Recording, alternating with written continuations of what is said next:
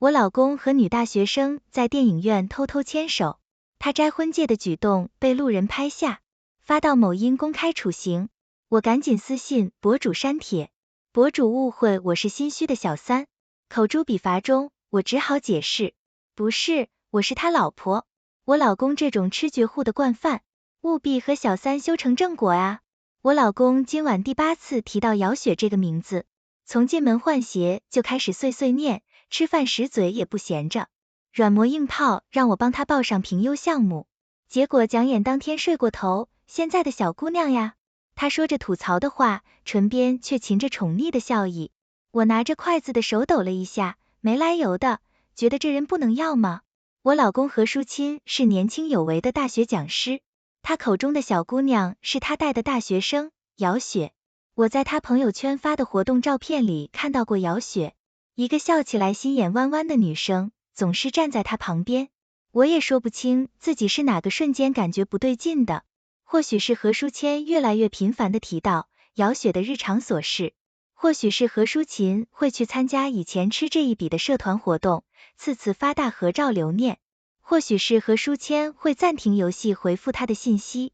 我用余光扫到，不是什么10万火鸡，只是2点个食堂的奶茶好喝。这样心里糊涂的人也能考上你们大学吗？我婆婆嘴里的菜还没咽下去，咬字含糊不清，但不影响语气里的刻薄。野鸡大学毕业，人在大业的小姑子何淑娜翻了个白眼，家乡带棒的说，人家有个做副校长的好爸爸，多糊涂都不要紧。看，何淑娜才在我家住了几周，都已经听熟了姚写的七七八八，婆婆眸中金光一闪，会让不明的瞥了我一眼。我本来有个好消息和坏消息要说，好消息说我要升职了，升职后不仅年薪会涨一大截，还能拿到员工股权。坏消息是，升职后我得去菲律宾派驻，协助公司从0:1开展东南亚的业务板块。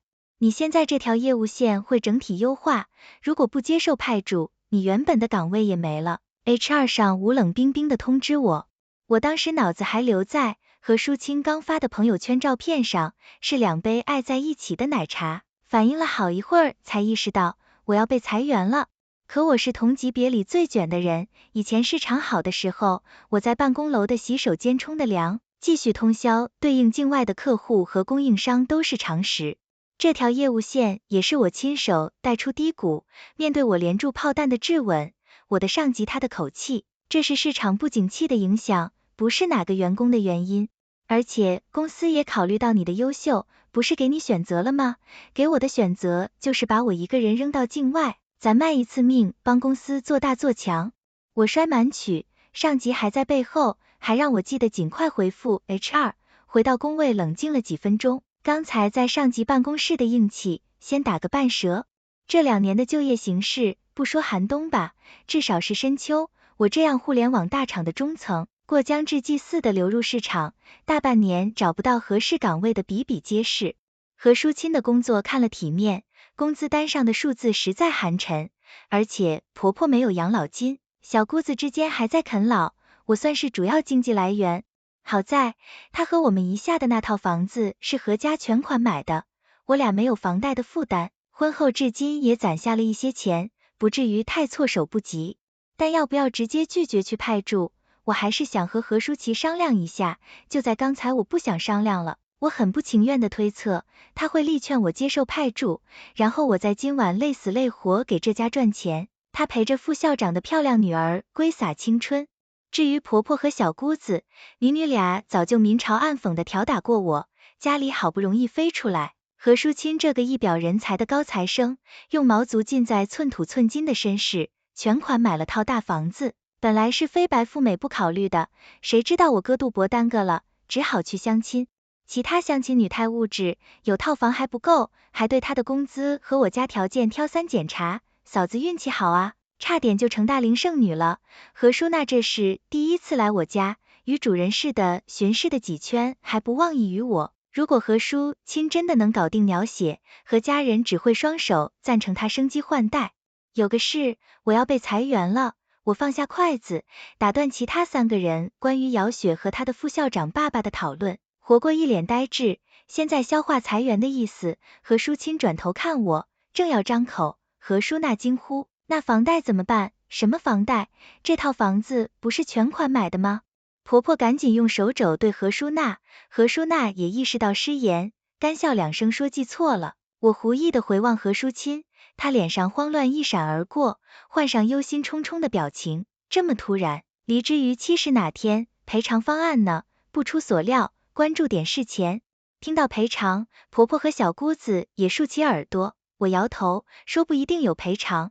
婆婆趴着把筷子一摔，连声抱怨，去企业上班，就是不如有编制的，什么大公司，什么管理层，还不是说开除就开除，说你多少次，相夫教子才是正事，全被你那个日夜部分的工作蹉跎了。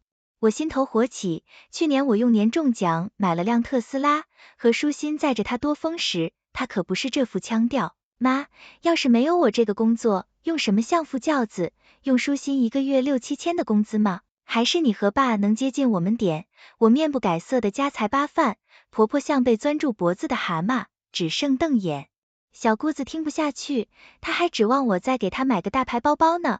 嫂子，那你赶紧找工作呀，找个赚更多的。我莞尔，哟，这可说不准，我也没有做领导的好爸爸，先找起来吧。咱们节衣缩食，总能撑一段时间。好，何树清柔声安抚，实际又把皮球踢给了我。婆婆见她起身收拾碗筷，脸色微变，扬手制止。苏晴，既然你不忙工作了，就多做点家务吧。现在我儿子是这家的支柱，那句话怎么说来着？对，该他主外，你主内了。说完还朝何树清使眼色，仿佛坐在他对面的我是个盲人。何淑清的动作迟疑了一下，大概是接收到他妈的信号，把碗筷放下后朝我道，我陪妈出去散散步，你吃完后把碗筷收拾了。我嗯里声，本来就是大伙过日子，少赚点就得多干点。我和何淑清是相亲认识，曾几何时，我觉得自己就像何淑娜说的，简陋了。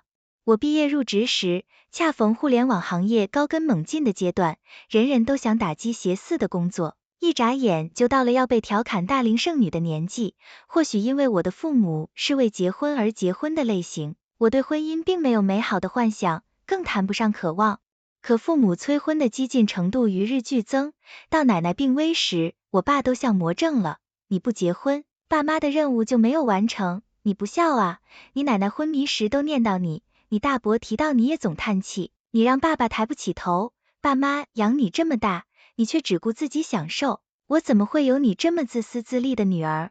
我看着我爸在视频电话里哭着扇自荐耳光，简直要怀疑他被清朝人夺舍了。而且我奶奶才不会念叨我，她眼里只有我大伯和大伯的儿子，她的宝贝孙子。我大伯每次见到我爸都用我还没结婚来戳他肺管子，只是想借此打压我爸，让他自动放弃继承爷奶的遗产。苏晴要是结了婚，自有富家去养他，况且他这个年纪还没结婚，万一孤独终老，花不完的钱怎么办啊？女儿都是泼出去的水，咱们老苏家的家产得留给苏光耀。苏光耀是我堂哥的名字，大伯的独子。他作为老苏家这一辈的独苗，从小就被宠了没边，磕磕绊绊的念完高中，连3本都没考上。专科毕业后，被爷托关系赛进一家小公司打工，没几天就抱怨太拘束，试用期没到，就因为多次宽工被解雇。我考进一流大学，牺牲互联网大厂，3年连跳3级，拿到相当于堂哥年薪的月薪。这些他人眼里的成就，因为性别的原罪，在我爸家的亲戚眼里一文不值。再加上我没结婚，他们甚至认为我不应该独立，拥有任何财产，哪怕这财产是我自己挣的。我起先没把他们的歪心思当回事，我爸不受爷买偏爱，原本也分不到多少遗产，我家的钱他们还能勉强不成，直到我爸哭天抢地，劝我抓住没人介绍的何树清，因为他名下有套全款买的新房。我们家买得起房呀，何必这么在意人家有没有房？我疑惑反问，我爸眼神躲闪，东岛能有套现成的总是好事，我心中警铃大作，硬拉着我爸去银行查余额和流水，结果发现我家的存款已经被大伯以堂哥结婚买房为由借走大半。借条呢？我妈气急败坏地问我爸，揪住他不松手，亲兄弟打什么借条？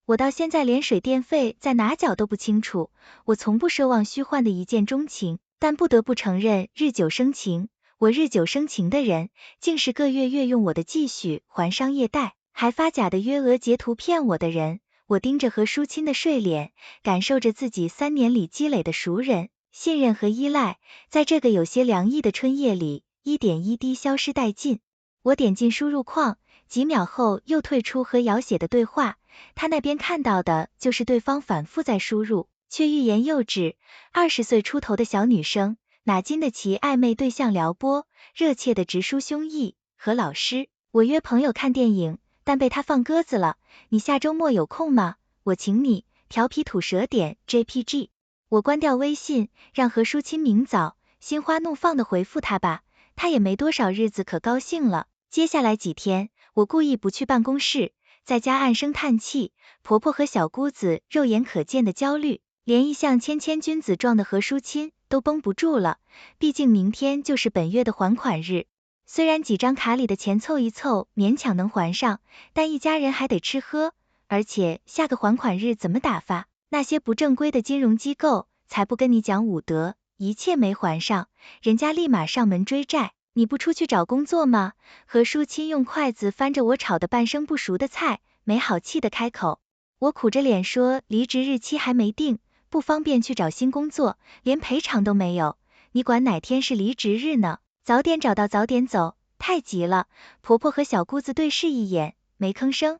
他俩想出一个办法，我要是下个还款日前找不到新工作，就让何淑清把我俩的资产都转到何淑娜名下，包括这套房子、那辆特斯拉和仅剩了一点存款。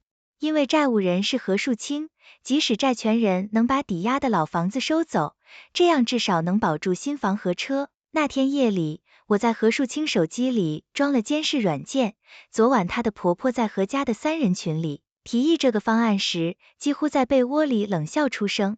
何淑清至今没表态，这样一来，她可就成了孑然一身的百万富翁。何淑娜因获得扶成了房车2全的小富婆，她怎么可能甘心？当晚我拍了拍辗转反侧的何淑清，轻声问她，老公，咱们家是不是遇到什么难处？何淑清先是嘴硬，说只是为我被裁员发愁。我佯装歉疚，话锋一转，提到家里的积蓄，这几年存的钱足够咱们日常开销，你别太担心，就算添丁，我娘家多少也能贴补些。何淑清的眼神听到暂前暗了一夜，但听到娘家贴补又亮了起来。对了，你家那套公房有动迁的消息了吗？她炙热地看着我，坐直身体。我摆摆手，那套公房从我小时候就说要动迁，哪会不是狼来了？她长吁一声，摆了半截。我柔声又问一遍，是不是遇到难处？以我夫妻同心，再难也能熬过去。何淑清的目光在我脸上游走许久，桥头去尾，把负债的事告诉了我。不过借贷原因只字不提晚房，只说是给公公还有何淑娜治病需要。公公因为癫痫常年住院，去年不知离世。我到那时才得知，何淑娜也有一传心变险，她在家里买了医保，买了看病，花了不少钱。她满脸惭愧地说，不是有意欺瞒我，是实在不知道怎么张口。小晴，我太怕失去你了，你能原谅我的对不对？可这套房子是我们俩的家，车也是你赚钱买的，我肯定不愿意转到淑娜名下，但不转的话，还不上贷款就会被债权人收走。你看能不能问问咱爸妈？他口中的咱爸妈，自然是我爸我妈。好家伙，把我一个人吃干抹净还不够，还想把我父母也掀起了。我故作为难，说贷款金额太高，我爸妈只怕爱慕能助。我家的情况很清楚，奶奶走时把2间商铺都留给大伯，我爸只分到1间公房，继续更别提了，大头都被大伯家搜刮走了。何淑清知道这些事，但此时听来还是太阳穴直跳，恨不能连夜上门让我大伯还钱。我妈拉下脸去要过多少次，一分没要到不说，每次都被冷嘲热讽一顿。我声音里已经带上哭腔。何淑清极少见到我软弱无助的模样，男人的保护欲设施被激发，长臂一伸把我圈在怀里。放心，我再想想办法，你也抓紧找工作，绝不能把咱们的车房转对我妹。我仰头看他，泪眼阴地说，指不定什么时候才能找到工作，得想个一劳永逸的办法。假离婚，何淑清的呢？重复我的话，我重重点头，给他看我这几天搜集的报道和律师文章，把房车都转到你名下，然后办离婚就能躲债。他仍是将信将疑，对呀，就和把房车转给叔那是一个道理，我们俩再签一份合同，写明这些都是夫妻共同财产，你不用怕追不回来。我心事淡淡，不过我没催促他当场表态，而是体贴的让他谨慎决定。他点头说是得好好想想。第二天一早，我打开监控软件，毫不意外的看到何淑清果然去找我婆婆商量这件事，婆婆自然倾向于把房车转给她妹，而不是我这个外人。可婆婆越是劝阻，她就越觉得她妈有私心，要把她的东西抢走送给何淑娜。她也有私心，不只是独吞财产，她想把刀姚写，她和姚写进展到只差一层窗户纸了，姚写是不是拿自己的追求者来殴她，逼得她问出你觉得我怎么样？姚雪反而玩起欲擒故纵，说自己不想插足别人家庭，他爸也绝不会同意他和已婚男人纠缠，所以和我离婚他才可以正大光明的和姚雪在一起。若真是修成正果，他既能分走我手里的一半财产，又能抱得白富美归，连吃两家绝户，岂不美哉？我比他还着急，天天祈祷这俩人别再磨磨唧唧玩纯爱，因为我家的公房真的要动迁了。寡居的奶奶在我婚后不久病逝，留给大伯的10市中心的2间商铺，每月租金就有大几万。我爸分到一间40平的公房，为黄金地段不假，但公房没产权又破旧，不能卖也没人租。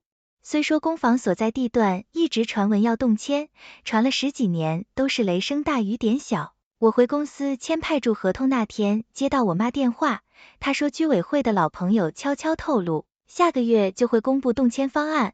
我心里一紧，大伯家要是听说了，指不定会怎么胡搅蛮缠。妈，你尽快准备公房承作人变更的资料，从我爸变更成我，资料备齐后先别去办，等我指示。我再三嘱咐，将我一次又一次垂头丧气的从外面回来。何淑清不再犹豫，我始终找不到新工作，可还款日不会等人。何淑娜更是一天催她无数次去办过户手续。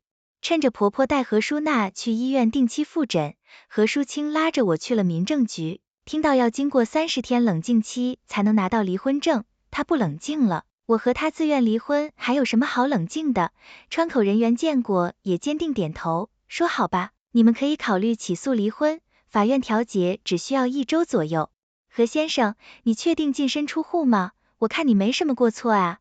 调解员透过玻璃镜片打量何淑清，听到何淑清说确定，我在袖子中钻紧的双拳才放松。多好的男人呀，担心你被裁员没收入，就同意把车房都给你，怎么就过不下去了？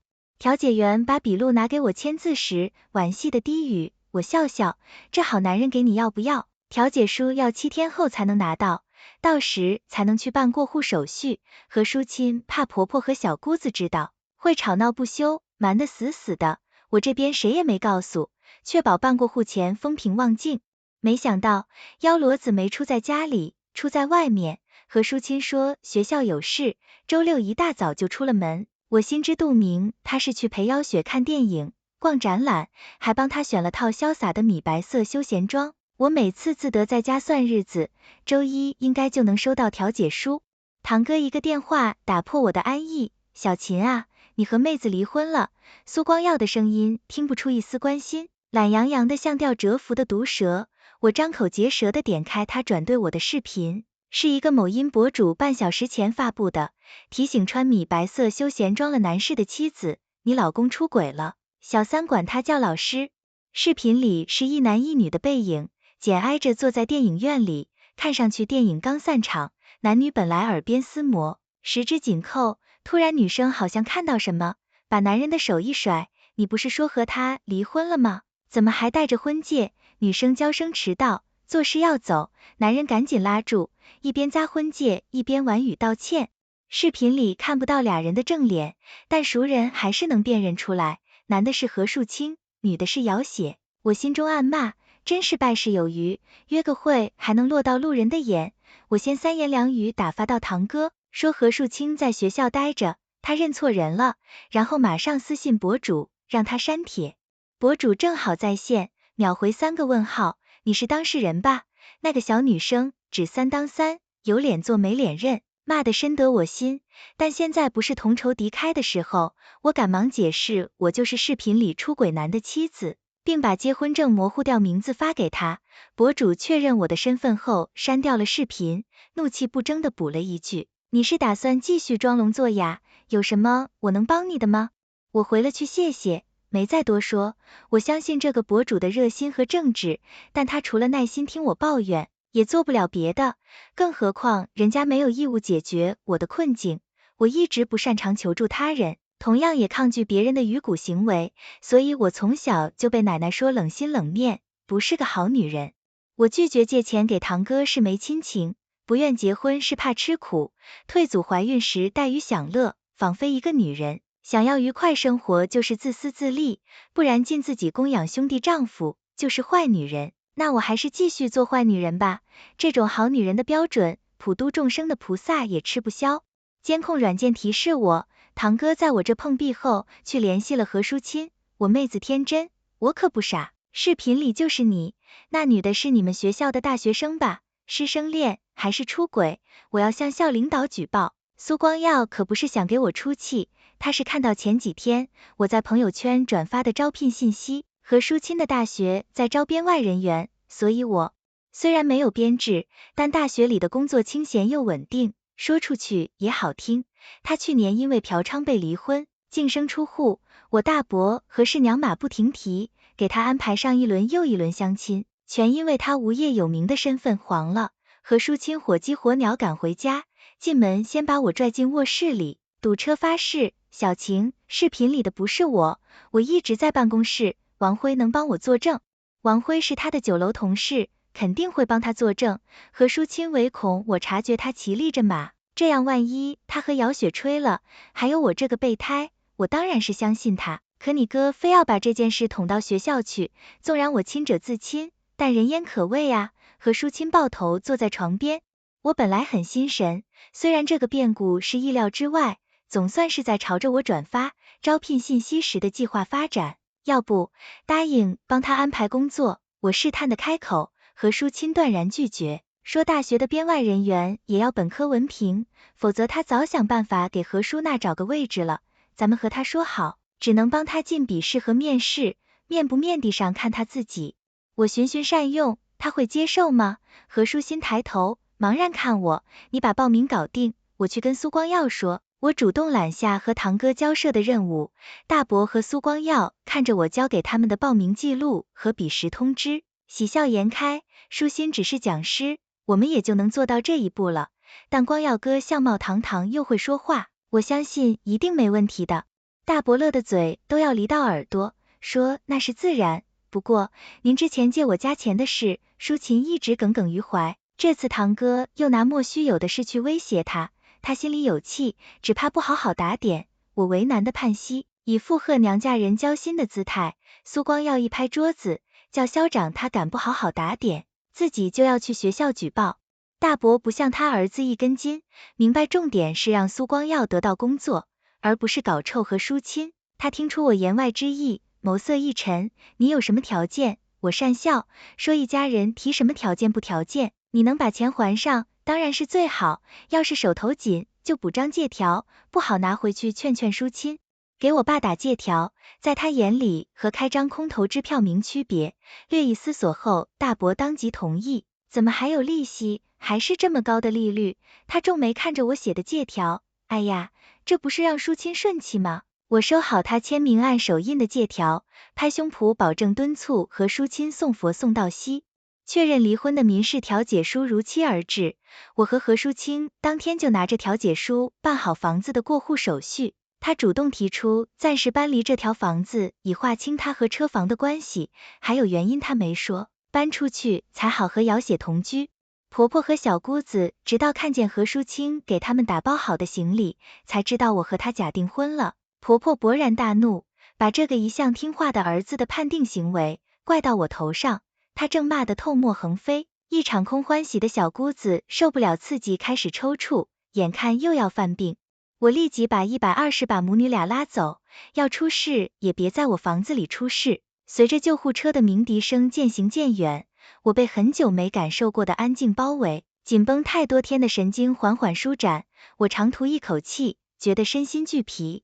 小晴，动迁方案下周5公布，你记得抽空来签字。我妈发来信息，我拿到调解书那天，让我妈办好了承作人变更的手续，否则签约权和领款账户在我爸名下总是让人不安心。我强打精神，拖着步子走到洗手间洗了把脸，现在还不能松懈，等大伯家和何家收到动迁的风声，又是一场硬仗。我数了3遍动迁补偿款后面的0，确定没算错后，大笔一挥，还没走出签日处的门，何淑清的电话就来了。一接通，先是他妈亲热的声音：小晴，咱家的公房要动迁了，仿佛上周堵着门，把我全家骂遍的不是他，怎么就是咱家了？我不知可否。补偿款有多少？什么时候到账？有了这笔钱就能还清贷款，一还清我们就复婚。哎，债权人起诉查封了那套老房子，排天天上门追讨差额，马和舒娜哭得我头都大了。何树清兴奋地啰嗦半天，间接意识到我一言不发。小晴，老婆，你说话啊！我成了口气，一字一句道：何先生，我们已经离婚了，我家的房子动迁与否，补偿款有多少，都和你无关。至于复婚，我不明白你在说什么，我没有和你复婚的意愿。听同了一片死寂，估计对面3位人的脑腔都要沸腾了。何舒那一声尖叫划破寂静，木齿，我果然是贪图他们家家产的贼，是讹诈他哥的骗子。我说这个女人心机重，你就是不相信我，现在你背上一身债，我们的房子车子都被他卷走了。何舒娜只骂我还不过瘾，转通埋怨何淑清，你们的房子车子是用我的收入买的，房子再用我的继续还贷，里面有你妈你哥的1分钱吗？至于背着一身债，谁借的钱谁来还，很公平。我能反驳？何淑清回过味来，抢过手机结结巴巴地问我，什么时候知道的？我嗤笑，奉劝他和他妈以后别再把他人当傻子，不然还得被扔上一颗。骗子，你少得意。他妈狠狠呸了一声，说何淑清手里还有那份过2000的合同证明，这套房是夫妻共同财产，他现在就带他儿子去起诉，要求分割房产。你们是假离婚，讨债的不会放过你，动迁款也有我儿子一份。我没等他说完就挂着电话，快去吧，我正等一个了断。大伯听说动迁的消息后，第一时间赶到我爸身边，软硬兼施，涕泪横流。你职责的工作和婚事都没着落，他心里不好受，平时买表买车打赏女主播，我们都随他，谁知道他嫌商铺租金不够花，偷偷把铺子都抵押借款了。我和你嫂子拿什么还？那可是咱家的祖产，二弟，你不能眼睁睁看着祖产被反面拍卖啊！一句话，要用公房的动迁款去还我堂哥的欠债，我爸心有余力不足，只好尴尬坦白，说承宗人已经由他变成了我。一提我大伯登时翻脸，小秦这个白眼狼，满口应承让舒琴给光耀安排工作，别说变明面上了，连面试都没进。光耀去找舒清问情况，刚开始他还花言巧语推诿，最近直接让大学保安把光耀赶出门。我大伯说到最后六亲不认，连我是狗崽子这样的话都骂出来。我心不在焉的听我妈絮叨，手底下忙着填写菲律宾的工作签证和探亲签证申请材料。苏光耀之前不时会去找何淑清问笔试结果和面试进展，何淑清都是虚与委蛇一番。苏光耀吐槽说钱不够花，想找妹夫匀点时，何淑清还把他之前借款的机构推荐给苏光耀，小机构门槛低，放款快起不上征信，苏光耀还为此感谢过他。最近嘛，何淑清正因为觉得被我骗了一肚子血火，苏光耀送上门就是出眉头。法院传票还没到，姚雪先联系上我，不知道他在哪找到我的电话号码，为我见1年。你别再纠缠何老师了。这期未脱的小女生开门见山，姚雪留眉紧皱，说她看到了何淑清的起诉申请，你是不是要和他复婚？还非说你俩是假离婚，他娶你只是为了让他妈高兴。他说和你根本没有共同语言，我才是他的怦然心动，我符合，苦思冥想，怎么叫醒这个被何淑清洗脑的姑娘。姚雪见我为难，以为我要吃苦肉计，劝她放手，积极开口，我怀孕了，你没戏的。算了，放弃助人情节，尊重他人命运，我再三向姚雪承诺，不会和何淑清复婚。她志得意满地起身，找个好点的医院做孕检。我没忍住，出言提醒。姚雪从鼻子里哼了声，说何老师自会照顾她。法院传票终于姗姗来迟，我准时出席。何淑清绘声绘色的描述我是如何欺骗她假离婚，又侵占车房，还瞒着她，临走应该是夫妻财产的动迁补偿款。坐在旁听席上的婆婆和小姑子几次三番激动插嘴，被法官警告，再扰乱法庭纪律，就责令退出才闭嘴。你们办结了离婚登记和不动产过户手续，离婚和房产过户都已经发生法律效力，而且何先生你的欠款是在婚前一个人名义借的，苏女士取得公房承租权是在离婚后，没有证据证明苏女士应该为借款负责，公房动迁赔偿款也不是夫妻共同财产。法官一锤定音，何淑清量出那张合同，说他后约定好他净身出户，只为躲债。车房仍有他一半。法官自此细细看完合同，给执行局打了个电话，执行局正在找何淑清，因为债权人得知他是假离婚后，当即联系执行厅，提供新的财产线索，要求查封这套转移到武名下的房产。执行庭需要向何淑清核实情况，何淑清他妈说到做到，把我和何淑清假离婚的事告诉了债权人，我只是添了把火，在债权人上门时，拿出法院确认离婚和何淑清净身出户的调解书，撒泼说有本事就去执行局申请查封。没错，苏秦告诉我先离婚，再把房子转到他名下就能躲债，我才转的。何淑清大声回答，在执行局以涉嫌转移财产，拒绝执行法院生效裁定为由，将何淑清带走司法拘留时，他还一头雾水的高喊，为什么带他不带我？我既不是债务人，也不是被执行人，怎么会带我？到菲律宾后，我就像一夜回到刚入职，小小的办公室只有3个人，我身兼销售、采购和市场多职，经常熬到凌晨在办公室和燕窝，忙碌的日子过得飞快。我在路上抽空刷朋友圈时，看到王辉这个名字，反应了好久才记起他是何淑清的同事。他发了几张在医院里的合照，照片里的何淑清像老了10岁，抱着刚出生的婴儿。文案大意是，人生不如意十常八九，人到中年总是艰难云云。有意思，按理来说，去医院探望家里添丁的友人，不该配这么苍凉苦涩的文案啊。下午去机场接我妈，虽然早就给她办好了探亲签证，但因为要处理动迁安置和商铺转让的手续，他到现在才得空来。商铺就是大伯家的2套被堂哥抵押的商铺，因为欠款逾期被反原拍卖，经济形势不好，2套商铺流拍3次也无人竞拍，只能挂拍变卖，变卖价格几乎是市场价来腰斩。出国前一天，我拿着那张借条敲响大伯家的门，大伯婶娘，商铺按变卖价转给我之后，这张借条一笔勾销，差了我补上。您之前也说过，这是苏家祖宅，咱不能眼睁睁看着他给外人啊，不然这张借条我也得去起诉还债了。我大伯当时脸色铁青，手抖得拿不住笔，半年没见，我妈像变了的人，今年的尾顿，枯槁一层空，神采奕的坐在副驾，一会看风景，一会自拍。我问他遇到什么乐事，我妈撇撇嘴，说自己手里有钱了，事事都是乐事。你那个前夫再婚了，生了晚儿子，你猜怎么着？孩子有遗传性癫痫，他老婆娘家怨他隐瞒家族病史，天天闹得鸡飞狗跳，作孽呀！我妈叹气，我不意外，何淑清他爸和他们也都有这个病，他大概率也有基因缺陷。和家人曾经把我们在鼓里，自然也会算计姚血，他们有没有来骚扰过你？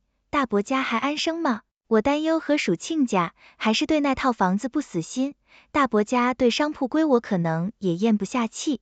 我妈云淡风轻的反手，说何树清被司法拘留后就怂了，他只称也被大学撤掉，降级为助教。听说他的新岳丈是副校长，他忙着讨好老婆娘家还来不及，怎么会再来招惹你？你大伯吗？中风住院了，你堂哥10天半个月也不来一次，他还得靠你婶娘和你爸轮流照顾，能关心吗？